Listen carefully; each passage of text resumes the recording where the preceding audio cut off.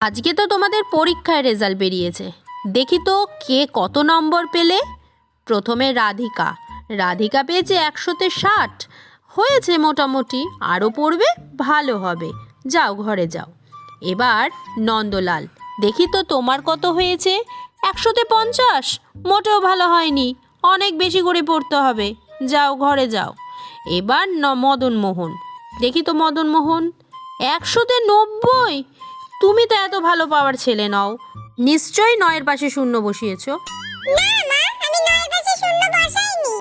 তুমি এভাবে মানবে না, চলো তোমাকে একটা ঘরে আটকে রাখি, আগে সত্যি কথা স্বীকার করো, তারপর তোমাকে এই ঘর থেকে আমি বের করে নিয়ে যাব, এখানেই বসে থাকবে। কিছুতেই বিশ্বাস করলো না, আমি শূন্যটা 9-এর পাশে বসাইনি। আমি তো শূন্যর আগে 9টা বসিয়েছিলাম।